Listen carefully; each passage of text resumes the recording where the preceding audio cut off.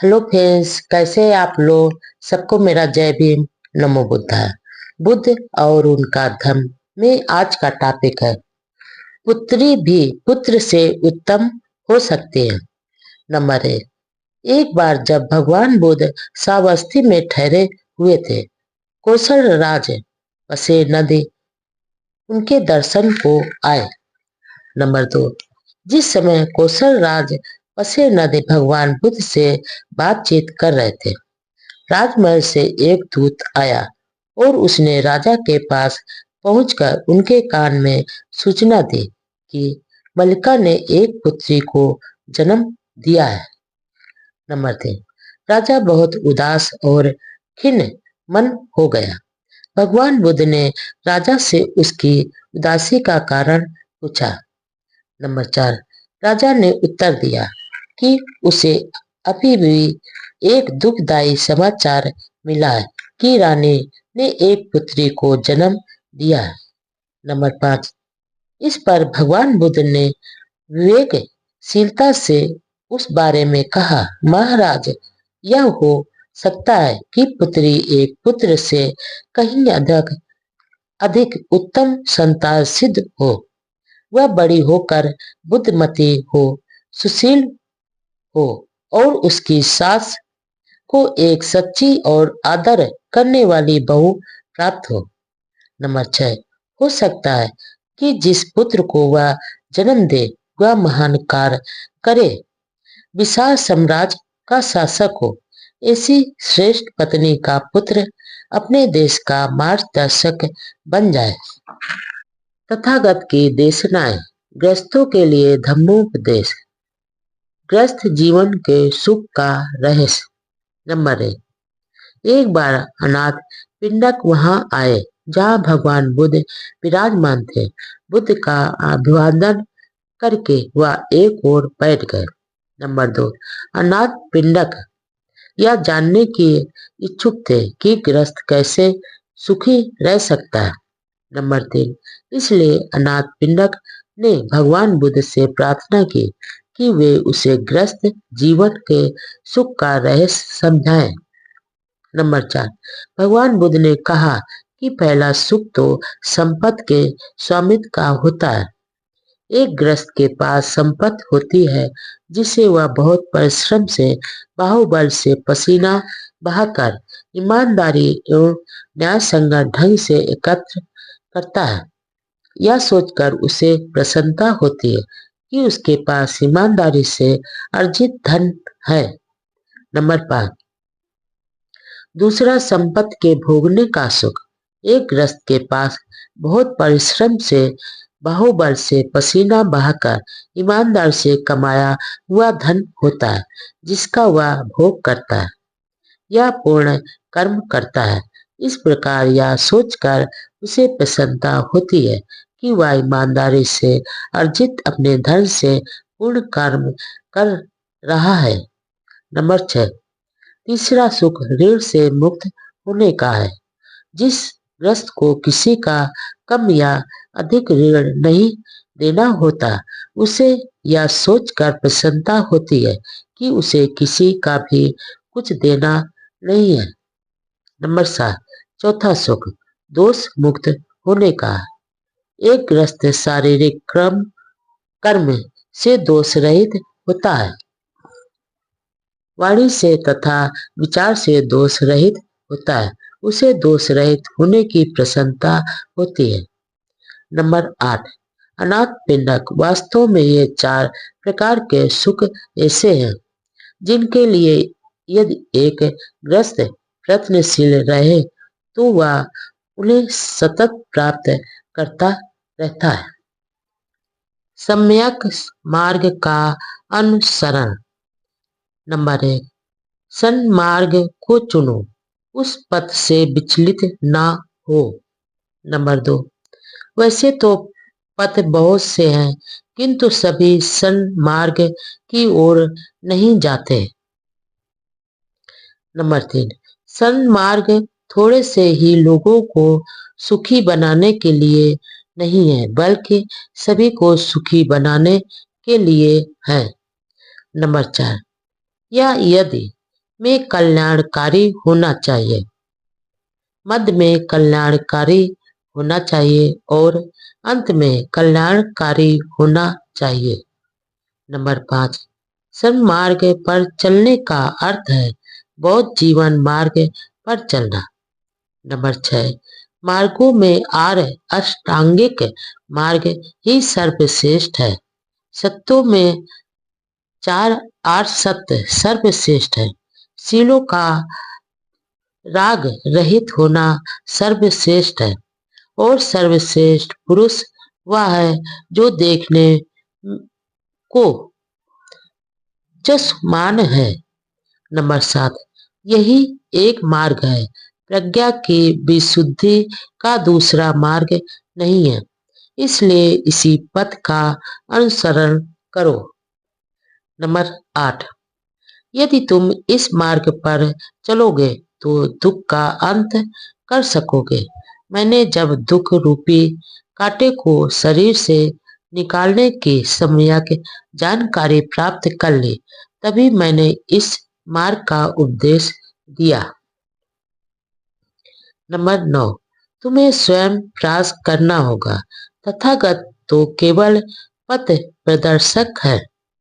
Number 10, सभी संस्कार यानी निर्मित पदार्थ अनित्य अनासवान है। जब प्रज्ञा से कोई इसे जानता और देखता है तो वह दुख का अंत करता है। नंबर 11, सभी धम्म नाम है।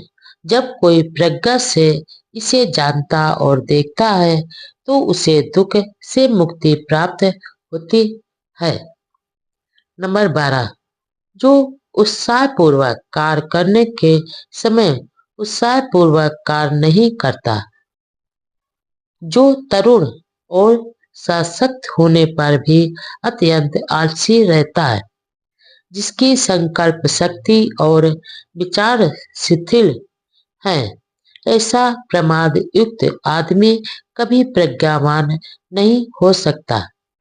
नंबर 13, वाणी पर ध्यान दें, विचारों को संयत रखें तथा शरीर से कोई दुष्कर्म नहीं करें। आदमी यदि केवल इन 3 कर्म पंथों को निर्मल रखे तो वह बुद्ध उपदिष्ट पथ को प्राप्त कर लेगा। नंबर 14, वास्तविक ज्ञान से लाभ प्राप्त ज्ञान जन होती है। ज्ञान के अभाव विमूढ़ता से हानि होती है।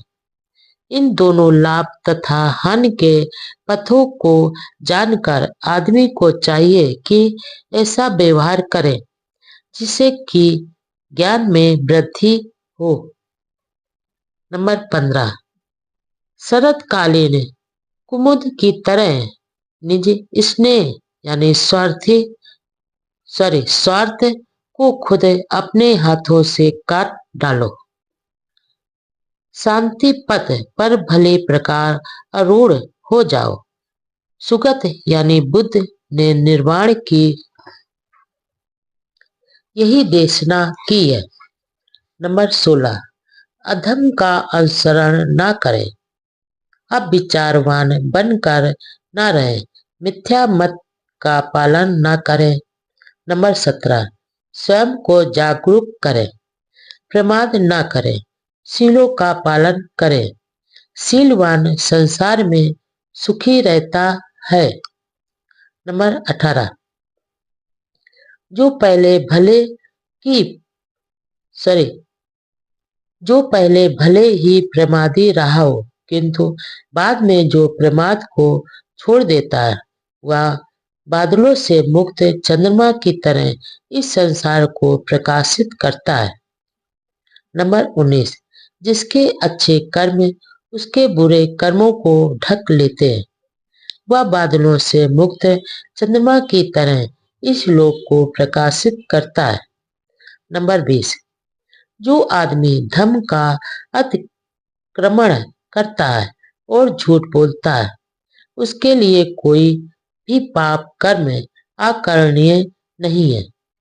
नंबर 21, जो सदा जागरूक रहते हैं, जो दिन रात ध्यान में रत रहते हैं और जो निर्वाण प्राप्त के लिए प्रयत्नशील रहते हैं, उनके आश्रव अस्त हो जाते हैं। नंबर 22, यह पुरानी बात है कि चुप रहने वाले की भी लोग निंदा करते हैं, अधिक बोलने वाले की भी निंदा करते हैं, कम बोलने वाले की भी निंदा करते हैं। इस पृथ्वी पर ऐसा कोई नहीं जिसकी कोई निंदा ना करता हो। नंबर 23, न कोई ऐसा आदमी हुआ है, न होगा और न है जिसकी सदा ही निंदा होती हो अथवा सदा प्रशंसा ही होती हो। नंबर 24, वाणी के क्रोध के प्रति सावधान रहो, अपनी जीवा पर संयम रखो, मन के पाप कर्मों को त्यागो, मन से कुशल कर्म करो। नंबर 25, अप्रमाद अमृत यानी निर्वाण का पथ है, प्रमाद मृत्यु का पथ है। जो अप्रमादी है वे मरते नहीं है, जो प्रमादी है वे मरे हुए के समान ही हैं। धर्म को मिथ्या धर्म में नहीं मिलाओ। नंबर 1, जो झूठ को सच और सच को झूठ समझने की गलती करते हैं, ऐसे मिथ्या दृष्टि वाले लोग कभी सत्य को प्राप्त नहीं करते। नंबर 2, जो सत्य को सत्य और झूठ को झूठ समझते हैं, ऐसे सम्यक दृष्टि वाले लोगों को सत्य की प्राप्ति होती है। नंबर 3, जैसे ठीक से न छाई गई छत में पानी प्रवेश करता है, उसी प्रकार तृष्णा युक्त चित्त में राग प्रवेश करता है।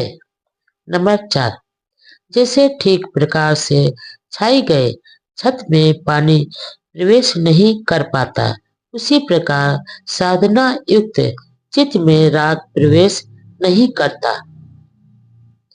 नंबर 5, जागरूक बनो, प्रमादी मत बनो, सन्मार्ग पर चलो। जो सन्मार्ग पर चलता है वह इस लोक में और परलोक में सुख पूर्वक रहता है। नंबर 6, सन्मार्ग पर चलो, पाप युक्त मार्ग पर मत चलो।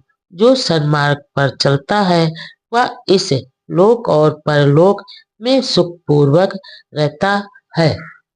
सत्कर्ता, उत्सुकता और साहस। नंबर 1, जागरूक रहकर बुद्धिमान आदमी अविद्या को हटाकर प्रज्ञा रूपी प्रसाद पर चढ़कर शोकग्रस्त मानव जाति को ऐसे देखता है जैसे कोई पर्वत शिखर से बुद्धिमान आदमी नीचे घाटी में मूर्खों को देखता है। नंबर 2, प्रमादियों के बीच अप्रमादी, सोते हुओं के बीच जागरूक ऐसे आगे बढ़ जाता है जैसे शीघ्र गामी अश्व दुर्बल घोड़े को पछाड़कर आगे बढ़ जाता है। नंबर 3, प्रमाद में मत पड़ो, काम भोगों में मत फंसो, अप्रमादी ही ध्यान लाभ करता है। नंबर 4, अप्रमाद अमृत पद है, प्रमाद मृत के समान है। जो अप्रमादी है वे नहीं मरते हैं और प्रमादी आलसी तो मरे समान ही होते हैं। नंबर 5, अपने जीवन के उद्देश्य को दूसरे के बड़े अर्थ के लिए भी ना छोड़ो। जब एक बार अपना उद्देश्य स्पष्ट हो जाए तो उसे दृढ़ता पूर्वक पकड़कर आगे बढ़ जाओ। नंबर 6, अप्रमादी बनो, प्रमाद को दूर भगाओ, सत्पथ पर चलो। जो आदमी सत्पथ पर चलता है वह संसार में सुखपूर्वक रहता है। नंबर 7, प्रमाद एक कलंक है। सतत प्रमाद एक काला धब्बा है। निरंतर प्रयास और प्रज्ञा की सहायता से प्रमाद रूपी विषैले तीर को निकाल कर बाहर करो। नंबर 8, प्रमाद में मत पड़ो, काम भोगों में मत फंसो, अप्रमादी तथा ध्यान में रत ही असीम सुख लाभ करते हैं। नंबर 9, यदि कोई अप्रमाद युक्त आदमी जागरूक रहता है, यदि वह विस्मरणशील नहीं है, यदि उसकी चर्या शुद्ध है, यदि वह विवेक से काम लेता है, यदि वह संयत है तथा उसका आचरण धर्मानुसार है, तो उसका यश बढ़ता है। दुख और सुख, दान तथा करुणा। नंबर 1, गरीबी से दुख पैदा होता है। नंबर 2, लेकिन गरीबी के दूर होने से सुख का आना आवश्यक नहीं है। नंबर 3, ऊंचा जीवन स्तर नहीं बल्कि ऊंचे आचरण सुख प्रदान करते हैं। नंबर 4, यही बौद्ध जीवन मार्ग है। नंबर 5, भूख सबसे बड़ा रोग है। नंबर 6, आरोग सबसे बड़ा लाभ है। संतोष सबसे बड़ा धन है। विश्वास सबसे बड़ा बंधु है और निर्वाण सबसे बड़ा सुख है। नंबर 7, बैरियों के बीच में भी अबैरी होकर हमें सुखपूर्वक रहना चाहिए। नंबर 8, तृष्णा से पीड़ितों के बीच तृष्णा रहित होकर हम सुखपूर्वक जीवन गुजारे। नंबर 9, लोभियों के बीच में लोभ रहित होकर हम सुखपूर्वक जीवन गुजारे। नंबर 10, जिस प्रकार खरपतवार खेतों को हानि पहुंचाती है, उसी प्रकार काम वासना मानव समाज का नाश करती है। इसलिए काम वासना से मुक्त को दान देने का महाफल होता है। नंबर 12, जिस प्रकार बेकार की खरपतवार खेतों को हानि पहुंचाती है, उसी प्रकार तृष्णा यानी लालसा मानव समाज का नाश करती है। इसलिए तृष्णा मुक्त को दान देने का महाफल होता है। नंबर 13, धर्म का दान सब दानों से बढ़कर है। धर्म का मधुर सब मधुरों से बढ़कर है। धर्म का आनंद सब आनंदों से बढ़कर है। नंबर 14, विजय से बैर पैदा होता है। पराजित दुखी रहता है।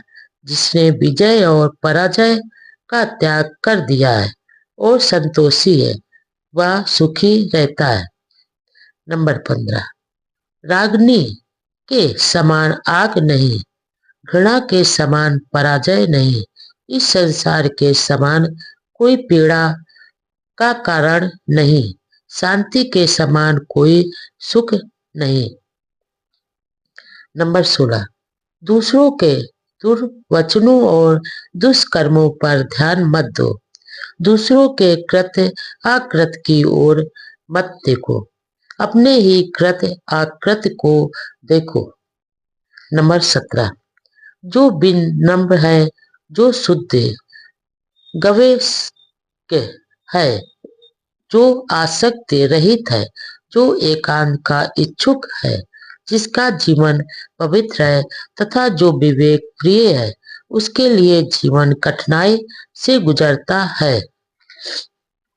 नंबर 18, क्या संसार में कोई ऐसा दोष रहित आदमी है जो शिकायत का अवसर नहीं देता?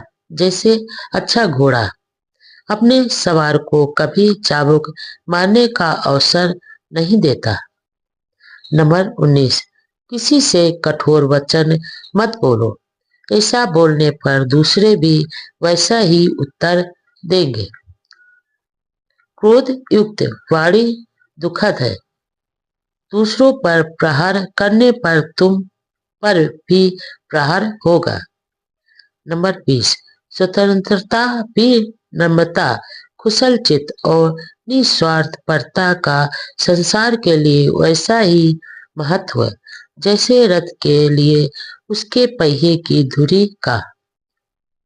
नंबर 21, यही बौद्ध जीवन मार्ग है। विचारशीलता और बुद्धिमत्ता। नंबर 1, प्रत्येक कार्य करते समय जागरूक रहो। प्रत्येक काम में सोच विचार से काम लो। हर विषय में अप्रमादी और उत्साही रहो। नंबर 2, यही बौद्ध जीवन मार्ग है। नंबर 3, जो कुछ हम हैं यह सब कुछ हमारे विचारों का ही परिणाम है। यह हमारे विचारों पर आधारित है। यह हमारे विचारों से ही निर्मित है। यदि आदमी बुरे विचारों से कुछ भी बोलता या करता है तो दुख उसका पीछा करता है। यदि आदमी पवित्र विचारों से कुछ बोलता या करता है तो सुख उसका पीछा करता है। इसलिए पवित्र विचार महत्वपूर्ण है। नंबर 4, विचारहीन मत बनो, विचारवान बनो। दलदल में फंसे हुए हाथी की तरह अपने आप को पाप से उबारो। नंबर 5, आदमी को चाहिए कि वह अपने चित्त की रक्षा करे। चित्त में पैदा होने वाले विचारों को समझ पाना कठिन है। वह चंचल है या जहां चाहे झट से चला जाता है। ठीक प्रकार सुरक्षित चित्त सुख लाता है। नंबर 6, जिस प्रकार ठीक से न छाई गई छत में वर्षा का पानी घुस जाता है, ठीक उसी प्रकार असंयत चित्त में राग प्रवेश कर जाता है।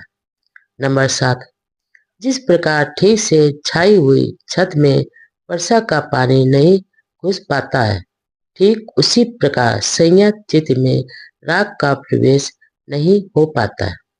नंबर 8, पहले तो यह चित्त जहाँ चाहे चला जाता था, लेकिन अब मैं इस चित्त को वैसे ही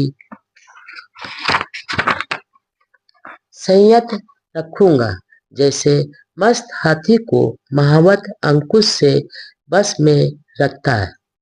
नंबर 9, जहाँ चाहे वहाँ जाने वाले उस चित्त को साधना अच्छा है जो बस में नहीं रह पाता किंतु साधा गया चित्त सुख लाता है। नंबर 10, जो इस दूरगामी चित्त को संयत रखेंगे वे मार बराबर काम राग के बंधन से मुक्त होंगे। नंबर 11, यदि आदमी का चित्त अस्थिर है, यदि वह धर्म का जानकार नहीं है, यदि उसका चित्त शांत नहीं है तो उसकी प्रज्ञा कभी पूर्णता को प्राप्त नहीं होगी। नंबर 12, एक दोष से भरा हुआ जितनी हानि दूसरे देश भरे की करता है, एक शत्रु जितनी हानि अपने शत्रु की करता है, गलत मार्ग पर लगा चित्त उससे कहीं अधिक हानि करता है। नंबर 13, ठीक मार्ग पर लगा चित्त आदमी की जितनी भलाई कर सकता है उतनी भलाई न माता न पिता और न ही दूसरे रिश्तेदार कर सकते हैं। नंबर 1, भगवान बुद्ध ने पुनर्जन्म की देशना की है, किंतु भगवान बुद्ध ने यह भी कहा है कि संसरण यानी आवागमन नहीं है। नंबर 2, ऐसे लोगों की कमी नहीं थी जो भगवान बुद्ध पर यह दोषारोपण करते थे कि वह तो परस्पर विरोधी सिद्धांतों की देशना करते थे। नंबर 3, आलोचक प्रश्न करते थे कि संसरण यानी आवागमन के बिना पुनर्जन्म कैसे हो सकता है। नंबर 4, वे कहते थे यह बिना संस्मरण के पुनर्जन्म की बात है, भला ऐसे कैसे संभव हो सकता है। नंबर 5, इसमें कहीं कुछ भी विरोधाभास नहीं है। संसरण यानी आवागमन के न होने पर भी पुनर्जन्म हो सकता है।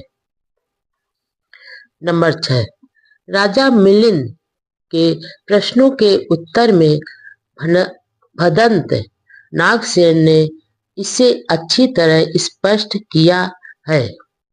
नंबर 7, बैक्टीरिया के राजा मिलिंद ने थेर नागसेन से प्रश्न किया, क्या भगवान बुद्ध पुनर्जन्म यानी संस्मरण मानते थे। नंबर 8, थेर नागसेन का उत्तर था हाँ। नंबर 9, तो क्या इसमें परस्पर विरोधाभास नहीं है। नंबर 10, थेर नागसेन ने उत्तर दिया नहीं। नंबर 11, क्या बिना आत्मा के पुनर्जन्म संभव है। नंबर 12, थेर नागसेन बोले हाँ, ऐसा निश्चय से हो सकता है। नंबर 13, कृपया समझाइए कि यह कैसे हो सकता है। नंबर 14, राजा बोला, अंते जहाँ संसरण यानी आवागमन नहीं है, क्या वहाँ पुनर्जन्म हो सकता है। नंबर 15, हाँ हो सकता है। नंबर 16, लेकिन यह कैसे हो सकता है, मुझे एक उदाहरण देकर समझाइए। नंबर 17, राजन, मान लो कि यदि एक आदमी एक दीपक को दूसरे दीपक से सजाए तो क्या यह कहा जा सकता है कि यह एक संस्करण दूसरी जगह हो गया। नंबर 18, निश्चय से नहीं। नंबर 19, राजन, इसी प्रकार बिना संस्करण के पुनर्जन्म होता है। नंबर 20, मुझे एक और उदाहरण दे। नंबर 21, महाराज, क्या आपको कोई छंद बराबर कविता का चरण याद है जो आपने बचपन में अपने आचार्य से सीखा हो। नंबर 22, हाँ मुझे याद है। नंबर 23, तो क्या वह छंद आपके आचार्य के मुंह से निकलकर आपके मुंह में आया। नंबर 24, निश्चय से नहीं।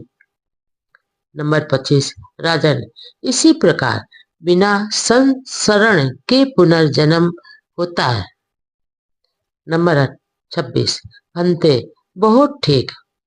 नंबर 27, राजा बोले, भंते क्या आत्मा जैसी कोई चीज है। नंबर 28, अर्थात दृष्टि से आत्मा जैसी कोई वस्तु नहीं है। नंबर 29, भंते बिल्कुल ठीक।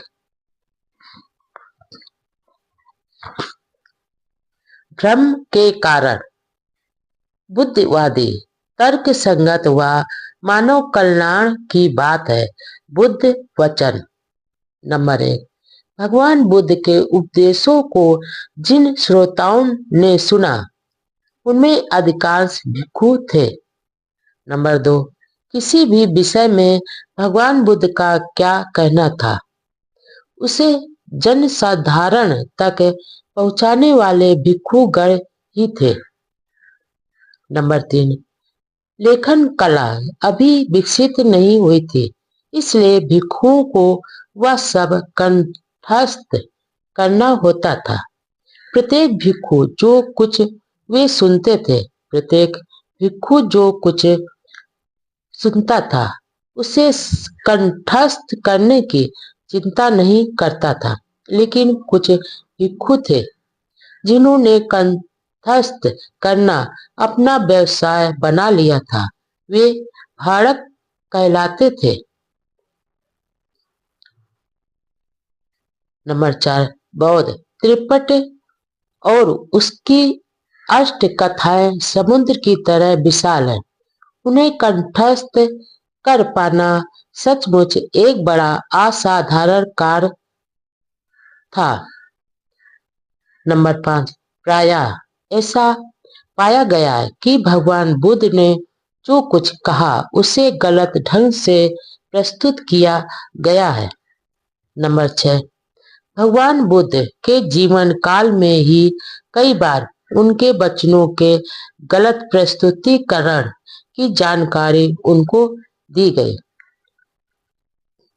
नंबर 7, उदाहरण के तौर पर ऐसी 5 अवसरों पर उल्लेख किया जा सकता है। एक का उल्लेख अलग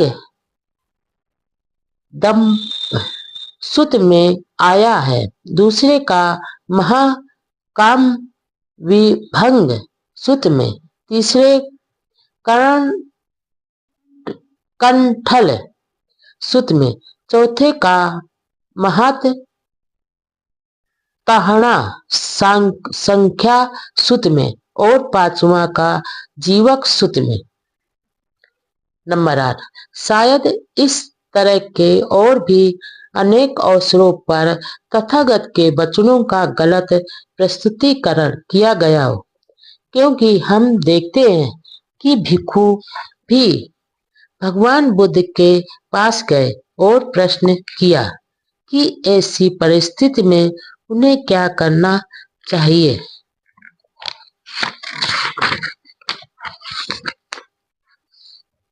नंबर 9, कर्म और पुनर्जन्म के बारे में बुद्ध वचनों के गलत प्रस्तुतिकरण के अवसर समान बात है।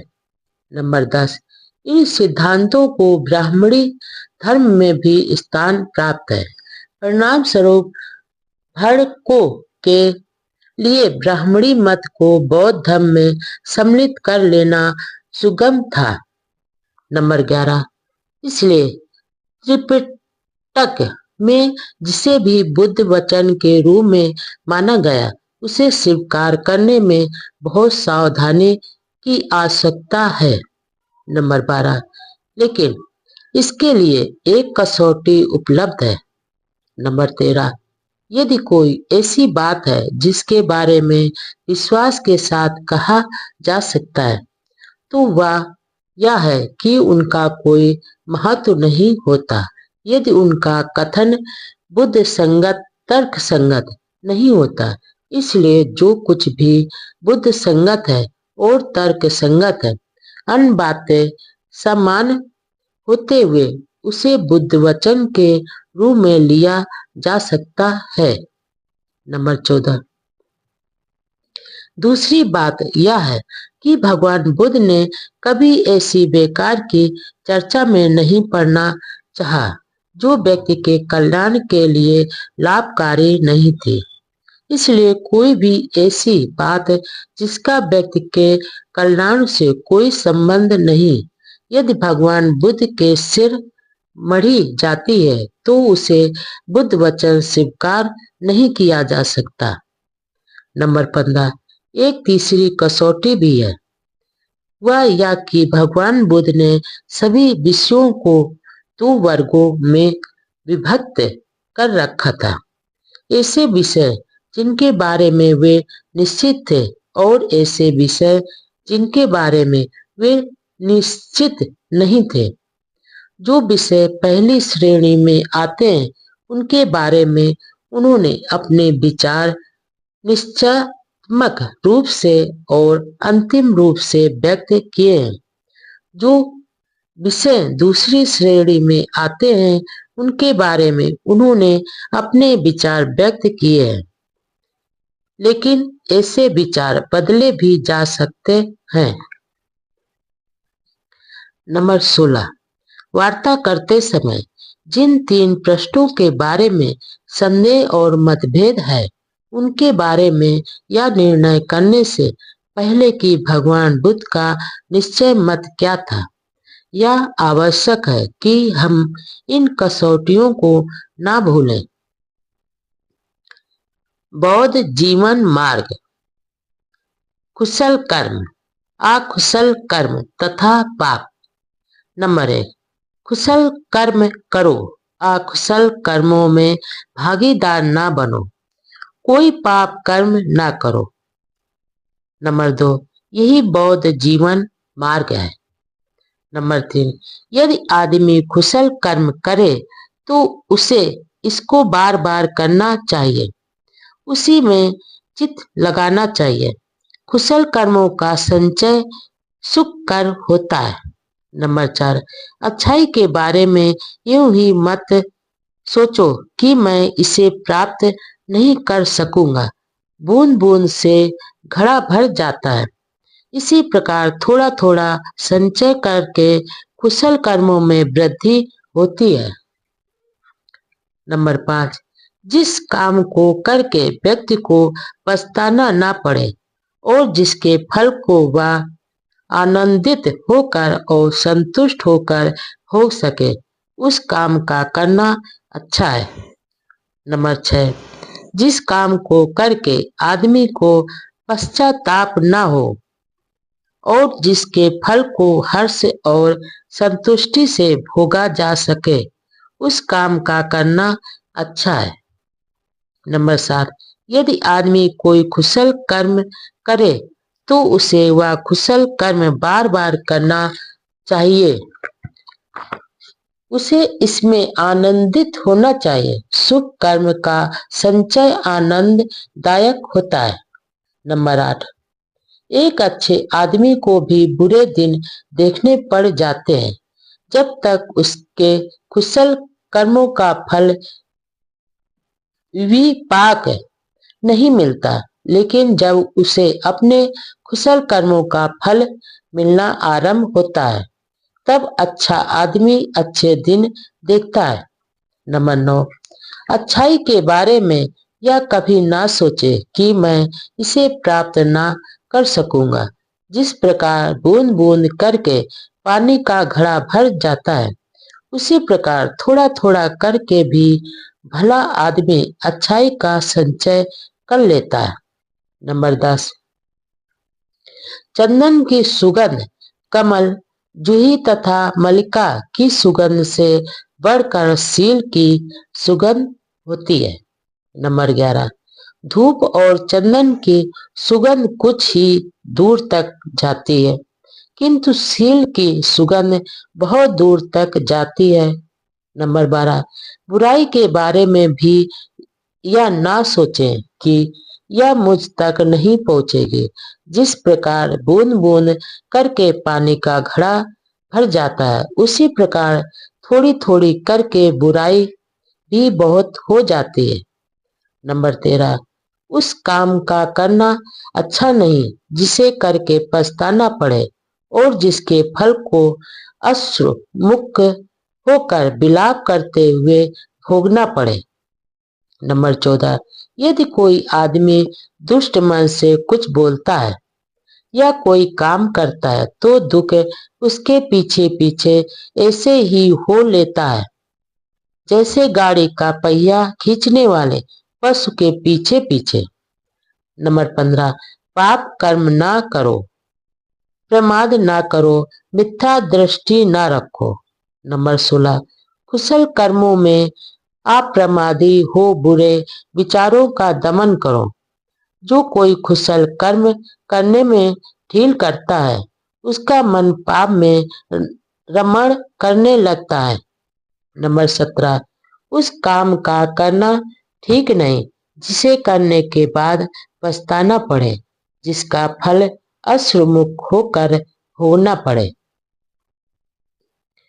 नंबर 18, पापी भी सुख ही देखता है जब तक उसका पाप कर्म का विपाक बराबर फल नहीं होता, लेकिन जब उसके पाप कर्म का विपाक होता है तो वह दुख भोगता है। नंबर 19, किसी आदमी को बुराई के प्रति सावधान होकर यह नहीं सोचना चाहिए कि यह मुझ तक नहीं पहुंच सकेगी। जैसे पानी की बूंदों के गिरने से भी घड़ा भर जाता है, उसी प्रकार थोड़ा थोड़ा संचय करते हुए मूक आदमी पाप से भर जाता है। नंबर 20, आदमी को कुशल कर्म करने में जल्दी करनी चाहिए और मन को बुराई से दूर रखना चाहिए। यदि आदमी कुशल कर्म में ढील करता है तो उसका मन पाप में रमण करने लग जाता है। नंबर 21, यदि आदमी से पाप हो जाए तो उसे पाप कर्म को दोबारा नहीं करना चाहिए। उसे पाप से आनंदित नहीं होना चाहिए। पाप का संचय दुखदायी होता है। नंबर 22, कुशल कर्म का पालन करें, अकुशल कर्म का पालन न करें। कुशल कर्म करने वाला इस लोक में सुखपूर्वक रहता है। नंबर 23, कामुकता से दुख पैदा होता है, कामुकता से भय पैदा होता है। जो कामुकता से एकदम मुक्त है उसके लिए ना दुख है और ना भय है।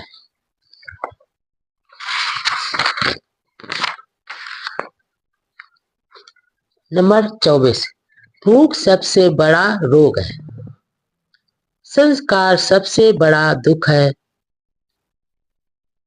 जो इस सत्य को जान लेता है उसके लिए निर्वाण सबसे बड़ा सुख हो जाता है। नंबर 25, स्वयं प्रति स्वयं उत्पन्न तथा स्वयं पोषित पाप कर्म करता ऐसे ही पीस डालता है जैसे वज्र मूलवान मणि को तोड़ता है। नंबर 6, जो आदमी अत्यंत दुशील होता है वह अपने पाप को उस निम्न स्थिति में पहुंचा देता है जहां उसका शत्रु उसे चाहता है, ठीक वैसे ही जैसे अमर बेल उस वृक्ष को जिसे वह घेरे रहती है। नंबर 27, अकुशल कर्मों का तथा अहितकर कर्मों का करना आसान है, कुशल कर्मों का तथा हितकर कर्मों का करना कठिन है। तृष्णा, लोभ और काम वासना। नंबर 1, तृष्णा अथवा काम वासना के वशीभूत न होना। नंबर 2, यही बौद्ध जीवन मार्ग है। नंबर 3, धन की वर्षा होने से भी व्यक्ति की कामना की पूर्ति नहीं होती। बुद्धिमान व्यक्ति ठीक प्रकार जानता है कि कामनाओं की पूर्ति का न होना कष्टदायक है। नंबर 4, वह दिव्य काम भोगों में भी आनंद नहीं लेता, तृष्णा के क्षय में ही उसका सुख होता है। वह सम्यक संबुद्ध का श्रावक होता है। नंबर 5, तृष्णा से शोक पैदा होता है, तृष्णा से भय पैदा होता है। जो तृष्णा से मुक्त है उसके लिए ना शोक है ना भय है। नंबर 6, तृष्णा से दुख की उत्पत्ति होती है, तृष्णा से ही भय उत्पन्न होता है। जो व्यक्ति तृष्णा से पूर्णतया मुक्त है उसके लिए ना दुख है ना भय है। नंबर 7, जीवन के अर्थात उद्देश्य को भूलकर जो मिथ्या विमान में लिप्त होता है वही समय बाद ध्यान करने वाले से ईर्ष्या करने लगता है। नंबर 8, आदमी को किसी भी वस्तु के प्रति आसक्ति नहीं होनी चाहिए। वस्तु विशेष की हानि से दुख होता है। जिन्हें ना किसी से प्रेम है और ना घृणा है वे बंधन मुक्त है। नंबर 9, काम भोग से दुख पैदा होता है, काम भोग से भय पैदा होता है। जो काम भोग से मुक्त है उसे ना दुख है और ना भय है। नंबर 10, आसक्ति से दुख पैदा होता है, शक्ति से भय पैदा होता है। जो आसक्ति से मुक्त है उसे ना दुख है और ना भय है। नंबर 11, काम वासना से दुख पैदा होता है, काम वासना से भय पैदा होता है। जो काम वासना से मुक्त है उसे ना दुख है और ना भय। नंबर 12, लोभ से दुख पैदा होता है, लोभ से भय पैदा होता है। जो लोभ से मुक्त है उसे ना दुख है और ना भय है। नंबर 13, जो शीलवान है, जो प्रज्ञावान है, जो न्याय प्रिय है, जो सत्यवादी है तथा जो अपने कर्तव्य को पूरा करता है, इससे सभी प्यार करते हैं। नंबर 14, जो आदमी चिरकाल के बाद प्रवास में सकुशल लौटता है, उसका रिश्तेदार, मित्र तथा प्रियजन अभिनंदन करते हैं। नंबर 15, इसी प्रकार कुशल कर्म करने वाले के कुशल कर्म परलोक में उसका उसी प्रकार स्वागत करते हैं, जिस प्रकार परदेश से लौटने पर उसके रिश्तेदार और मित्र उसका स्वागत करते हैं। ठेस यानी पीड़ा और द्वेष यानी घृणा। नंबर 1, किसी को ठेस यानी आघात अथवा पीड़ा मत पहुंचाओ, किसी से द्वेष मत रखो। नंबर 2, यही बौद्ध जीवन मार्ग है। नंबर 3, क्या संसार में कोई आदमी इतना निर्दोष है कि वह दोषारोपण का अवसर ही नहीं देता, जैसे एक शिक्षित घोड़ा चाबुक की मार का अवसर ही नहीं देता। नंबर 4, श्रद्धा, शील, वीर, समाधि, धर्म, विचय बराबर सत्य की खोज, विद्या तथा आचरण की पूर्णता तथा स्मृति बराबर जागरूकता से इस महान दुख का अंत करो। नंबर 5, प्रवज्जित का सबसे उत्तम अभ्यास है दीर्घकालीन दुख में भी धैर्य रखना। निर्वाण सबसे बड़ा दुख है, ऐसा बुद्ध कहते हैं। जो दूसरों को आघात पहुंचाता है वह प्रवज्जित नहीं, जो दूसरों को पीड़ा दे वह श्रमण नहीं है। नंबर 6, वाणी से बुरा वचन ना बोलना, किसी को हानि ना पहुंचाना, विनय पूर्वक बराबर नियमानुसार संयत रहना, यही बुद्ध की देशना है। नंबर 7, ना जीव हिंसा करो और ना कराओ। नंबर 8, अपने लिए सुख चाहने वाला जो सुख चाहने वाले अन्य प्राणियों को ना कष्ट देता है और ना ही उनकी हत्या करता है, यह सुख प्राप्त करेगा। नंबर 9, यदि कांसे के टूटे बर्तन की तरह तुम निःशब्द हो जाओ तो तुमने निर्वाण प्राप्त कर लिया, तुम क्रोध से मुक्त हो जाओगे। नंबर 10, जो निर्दोष और कर व्यक्तियों को कष्ट पहुंचाता है वह स्वयं कष्ट भोगेगा। नंबर 11, जो कसाय वस्त्र में शांत निःशब्द अपने बस में संयत पवित्र है और दूसरों का छिद्रापेषण यानी बुराई ढूंढना नहीं करता फिरता, वह वास्तव में एक श्रमण है, एक भिक्षु है। नंबर 12, क्या संसार में कोई आदमी लज्जावश इतना संयत है कि उसे कोई उत्तेजित ही ना कर सके, जैसे अच्छा घोड़ा चाबुक की अपेक्षा नहीं रखता। नंबर 13, यदि कोई आदमी किसी अहानि कर शुद्ध और निर्दोष आदमी को कष्ट पहुंचाता है तो उसका पाप लौटकर उसी मूर्ख आदमी पर पड़ता है, ठीक वैसे ही जैसे हवा के विरुद्ध फेंकी हुई धूल फेंकने वाले पर ही आकर पड़ती है। क्रोध और शत्रुता बैर। नंबर 1, क्रोध मत करो, शत्रुता को भूल जाओ, अपने शत्रुओं को मैत्री से जीतो। नंबर 2, यही बौद्ध जीवन मार्ग है। नंबर 3, क्रोधागिन शांत की जानी चाहिए। नंबर 4, जो यही सोचता रहता है उसने मुझे गाली दी, उसने मेरे साथ बुरा व्यवहार किया, उसने मुझे हरा दिया, उसने मुझे लूट लिया, उसका बैर कभी शांत नहीं होता। नंबर 5, जो ऐसे विचार नहीं रखता उसी का बैर शांत होता है।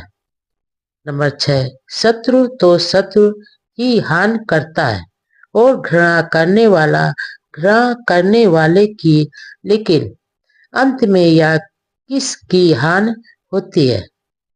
नंबर 7, आदमी क्रोध को अक्रोध से जीते, बुराई को भलाई से जीते, लोभी को उदारता से जीते और झूठे को सच्चाई से जीते। नंबर 8, सत्य बोले, क्रोध ना करे, थोड़ा होने पर भी दे। नंबर 9, क्रोध का त्याग करे, अभिमान को छोड़ दे, सब बंधनों को तोड़ दे। जो आदमी नाम रूप में आसक्त नहीं है, जो किसी भी चीज को अपना नहीं समझता, उसे कोई कष्ट नहीं होता। नंबर 10, जो चढ़े क्रोध को भ्रमण करते रथ की भात पकड़ ले, उसे मैं सारथी कहता हूँ। दूसरे लोग तो लगाम थामने वाले मात्र हैं। नंबर 11, विजय तो बैर को उत्पन्न करती है और पराजित आदमी दुख की नींद सोता है। राग आदि द्वेष जिसके शांत है, वह आदमी जय पराजय को छोड़कर सुख की नींद सोता है।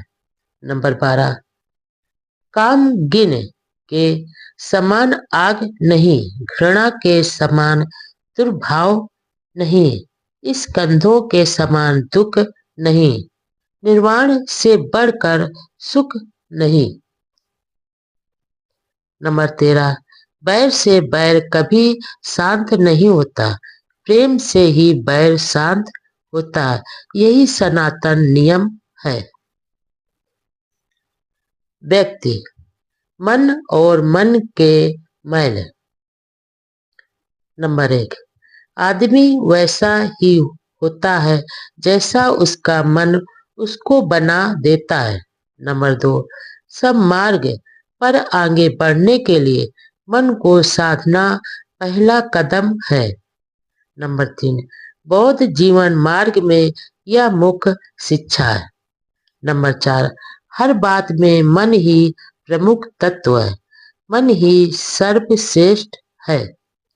नंबर 5, यदि कोई आदमी दुष्ट मन से बोलता है या करता है तो दुख उसके पीछे ऐसे ही हो लेता है जैसे गाड़ी के पहिए गाड़ी खींचने वाले पशु का पीछा करते हैं।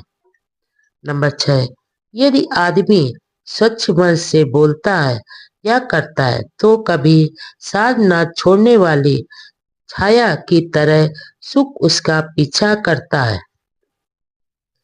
नंबर 7, रक्षित होने में कठिन और दीर्घ सिद्ध होने में कठिन इस चंचल मन को मेधावी आदमी उसी प्रकार सीधा करता है जैसे बाड़ बनाने वाला बाड़ को।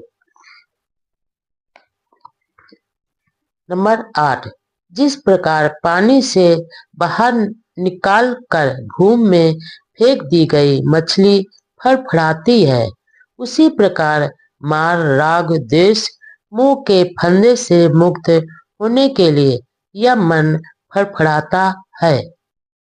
नंबर 9, जिसे नियंत्रण में रखना कठिन है, जो चंचल है, जो हमेशा आनंद ही खोजता रहता है, ऐसे मन को नियंत्रण में रखना अच्छा है। नियंत्रित मन सुख लाता है। नंबर 10, अपने आप को एक दीप के समान बनाओ, परिश्रम करो। जब तुम्हारे चित्त मलों का नाश हो जाएगा और तुम निर्दोष हो जाओगे, तो तुम मनोनीत दिव्यलोक को प्राप्त हो जाओगे। नंबर 11, बुद्धिमान पुरुष क्षण क्षण क्रमशः थोड़ा थोड़ा अपने मल बराबर जंग को वैसे ही जलाए जैसे कि सुनार चांदी के मल को जलाता है। नंबर 12, लोहे से उत्पन्न मल बराबर जंग जैसे जिससे उत्पन्न होता है उसे ही खा जाता है, उसी प्रकार अति चंचल पुरुष के अपने ही कर्म उसे दुर्गति की ओर ले जाते हैं। नंबर 13, लेकिन सब मलों से भी बढ़कर एक मल है, अविद्या। अविद्या इस सब से बढ़कर मल है। हे भिक्षु, इस मल का त्याग कर निर्मल बनो। नंबर 14, जो आदमी कौवे की तरह निर्लज्ज है, शरारती है, तू साहसी है, दुष्ट है, उसका जीवन सुखपूर्वक बीतता देखा जाता है। नंबर 15, लेकिन जो आदमी भी नम्र है, सदैव पवित्रता का ध्यान करने वाला, अनासक्त है, शांत है, निर्मल है, बुद्धि युक्त है, ऐसे आदमी के जीवन को कठिनाई से बीतते देखते हैं। नंबर 16, जो आदमी जीव हिंसा करता है, जो झूठ बोलता है, जो चोरी करता है, जो पर स्त्री गमन करता है, वह यही इसी संसार में अपने जीवन का नाश करता है।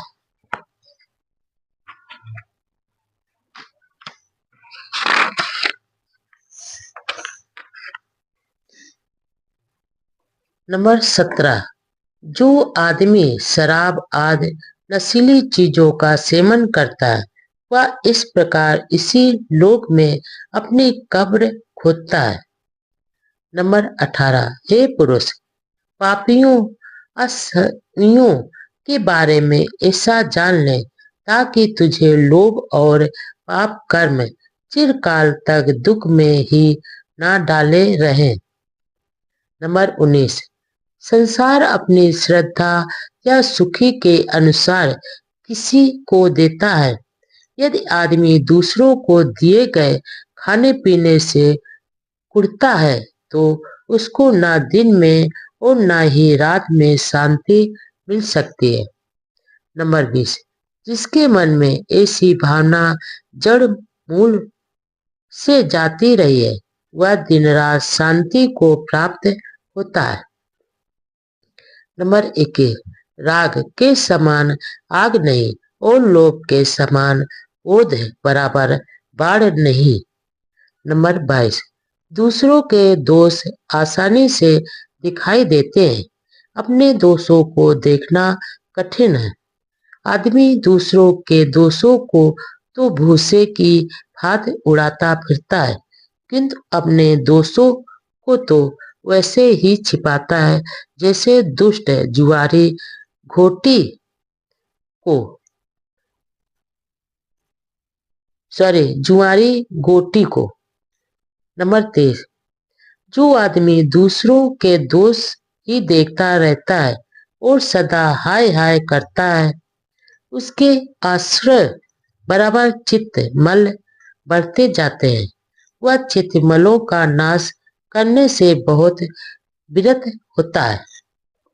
नंबर 24, सभी पापों से दूर रहो, कुशल कर्म करो, अपने चित्त को शुद्ध रखो, यही बुद्ध की शिक्षा है। स्वयं के बारे में और स्व विजय बराबर यानी स्वयं को जीतना। नंबर 1, यदि किसी में अपनापन है तो उसे स्व विजयी होना चाहिए। नंबर 2, यही बौद्ध जीवन है, यही बौद्ध जीवन मार्ग है। नंबर 3, व्यक्ति स्वयं ही अपना स्वामी है, दूसरा कौन उसका स्वामी हो सकता है।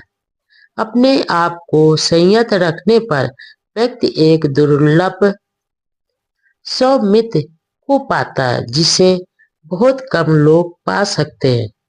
नंबर 4, जो मूर्ख पूजनीय अर्थों के आरोग्य अथवा शीलवानों के शासन का तिरस्कार करता है और झूठे सिद्धांतों का अनुसरण करता है, वह कष्ट बराबर बांस के फल की तरह अपने विनाश का स्वयं ही कारण बनता है।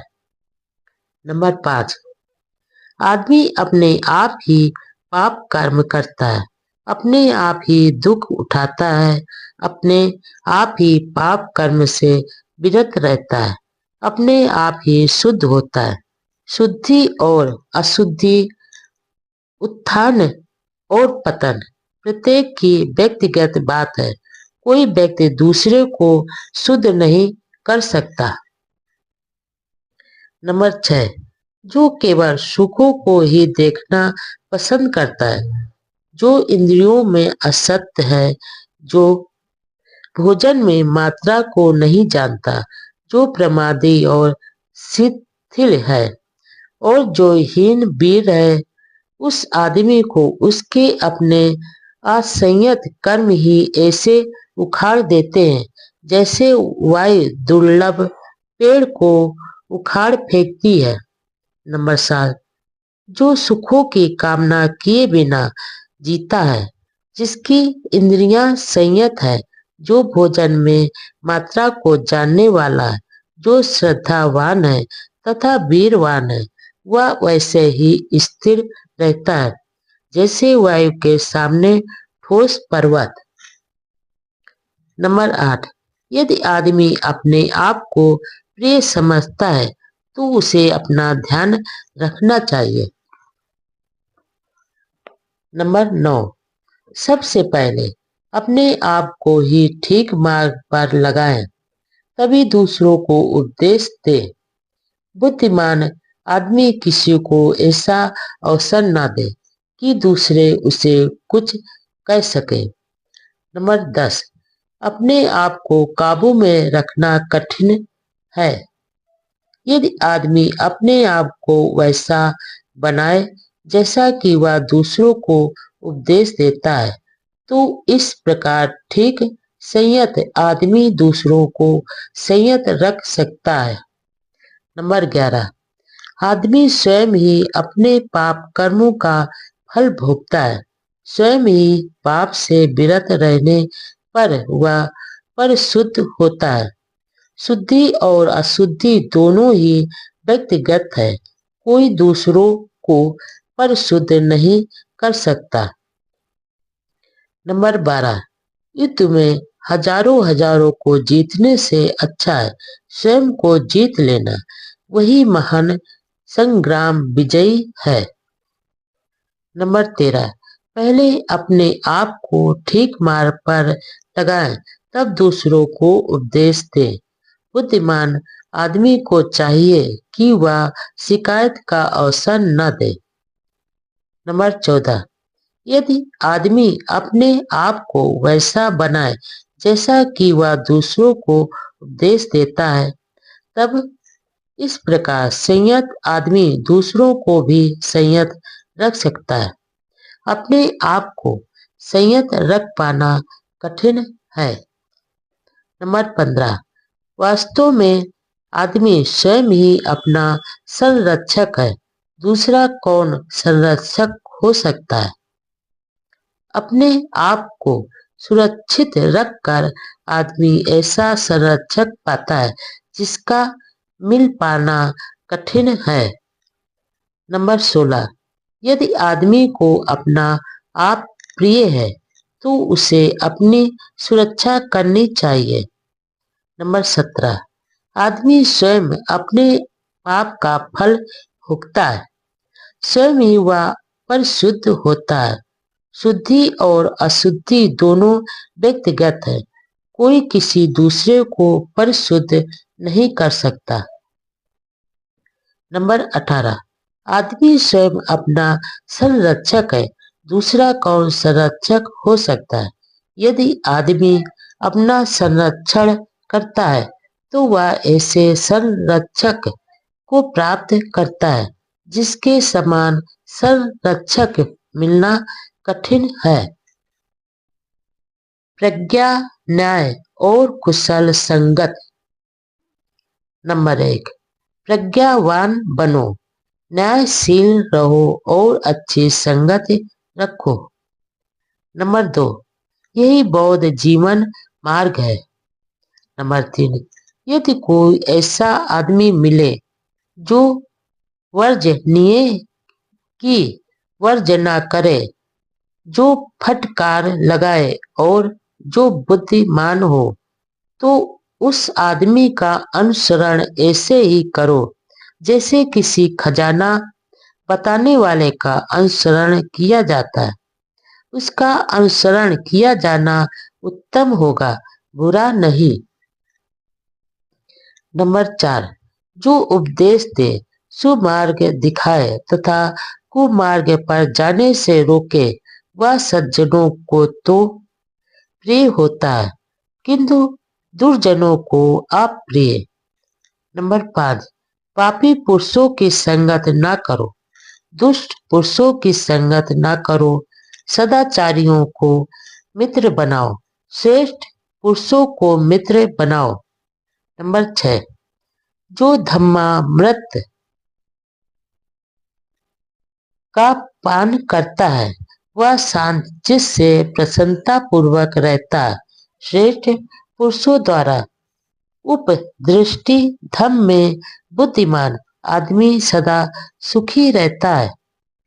नंबर 7, पानी ले जाने वाले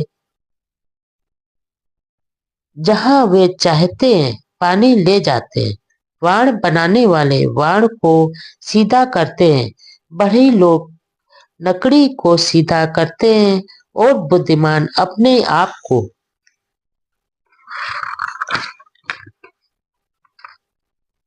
विनीत बराबर नियमानुसार चलने वाला बनाते हैं। नंबर 8, जिस प्रकार एक ठोस पर्वत वायु के झोंके से नहीं हिल पाता, उसी प्रकार पंडित जन यानी बुद्धिमान निंदा और प्रशंसा से विचलित नहीं होते।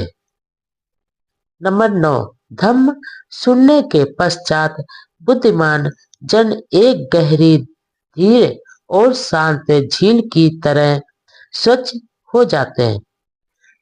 नंबर 10, सत्पुरुष सभी परिस्थितियों में सम बने रहते हैं। सत्पुरुष वासनाओं की तृप्ति के लिए कभी मुंह नहीं खोलते। वे चाहे सुख का अनुभव करें अथवा दुख का, वे आनंदित या उदास भाव प्रदर्शित नहीं करते। नंबर 11, जब तक पाप कर्म पकता नहीं तब तक मूर्ख आदमी इसे मधु की तरह मधुर समझता है, लेकिन जब पाप कर्म पकता है तब मूर्ख आदमी दुखी होता है।